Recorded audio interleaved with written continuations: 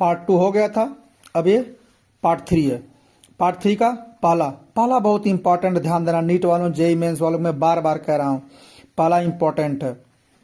पहले के बाद दूसरा, पहला और दूसरा कॉपी और पेस्ट होगा, इसमें कुछ चेंज नहीं करेगा। पहला, दूसरा, तीसरा, चौथा वाला भी तुम लोग रट जाना एकदम, इसमें कुछ भी चेंज नहीं करेगा, सेम ही आंसर रहेगा। पांचवा क्वेश्चन, पांचवा के बाद छठवां देखना, लगा देना, बहुत टफ नहीं है, इजी है, आ सकता है। आठवां बहुत इंपॉर्टेंट है, नीट वाले और जेई मेंस वाले, इसको क्वेश्चन को देखो और इसके आंसर को देखो, इसमें भी कोई चेंजिंग नहीं करेगा।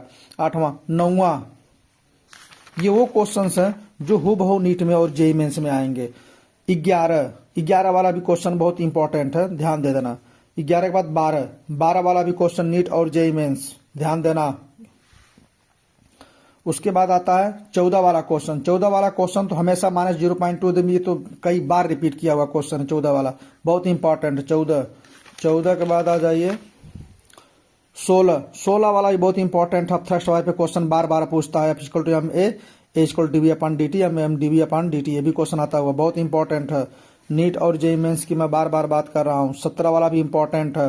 18 वाला भी देख लेना एक बार, अच्छा क्वेश्चन है। 18 के बाद 20 वाला क्वेश्चन अगर नहीं आता है नीट वालों, तो तुम लोग कुछ मत करना, सीधे आंसर याद कर जाना। जो 20 वाला क्वेश्चन है, इसमें कोई चेंजिंग नहीं करेगा, सेम यही आंसर, बस कुछ नहीं कर सकता। ये जो पहला ऑप्शन है वो चौथे पे कर सकता है या तीसरे पे कर सकता है, कोई दिक्कत नहीं, बस केवल ऑप्शन चेंज करेगा इसमें, और कुछ नहीं। उसके बाद फिर आ जाइए 21 देखना, तो जेई मेंस वाले को अगर 21 देख तो लगा सकते हैं, लगा लेंगे।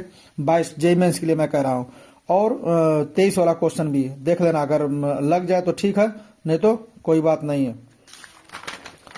23 के बाद फिर आ जाइए 24 वाला जेई मेंस के लिए, ये फिर आ जाइए 26 वाला बहुत इंपॉर्टेंट है, नीट और जेई मेंस दोनों के लिए, इसमें कुछ भी चेंजिंग नहीं करेगा, सेम यही क्वेश्चन रहेगा और सेम यही इसका ही आंसर रहेगा, इसमें कोई चेंजिंग नहीं होगी।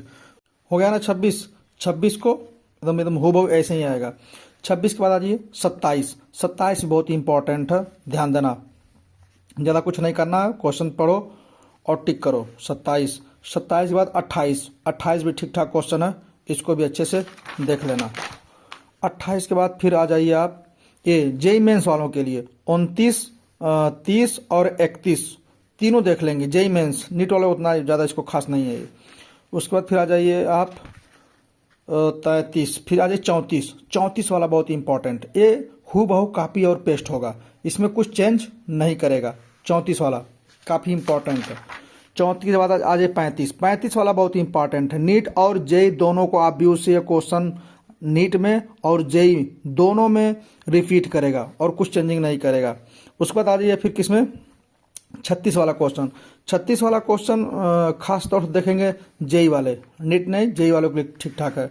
उसके बाद आ जाइए 37 वाला क्वेश्चन नीट और जेई मेंस के लिए खास तौर से, और ये क्या करेगा, कॉपी और पेस्ट होगा, ध्यान देना। √2-1 आंसर होता है, याद कर जाओ, ज़्यादा लगाने की जरूरत है, उतना टाइम नहीं रहता है।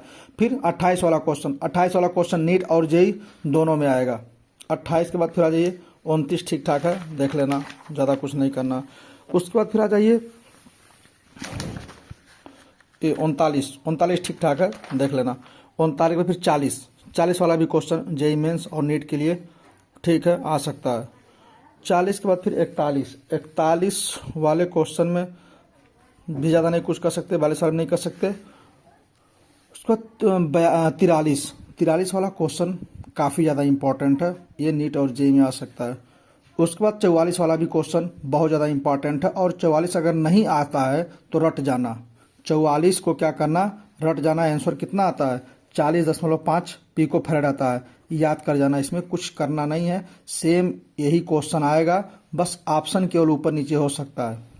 45 को लगाना हो तो लगा जाना, नहीं तो बहुत बड़ा कोई ज़्यादा आने की संभावना नहीं। तो ये सीरीज, इसको ध्यान देना, इतना क्वेश्चन मैं जो बताया हूँ कि जो नीट और जेई में क्या होंगे, एकदम रिपीट करेंगे, कुछ चेंज नहीं करेगा, डाटा चेंज करेगा, कॉन्सेप्ट सेम यही रहेगा, इसको बिल्कुल लगा के जाना।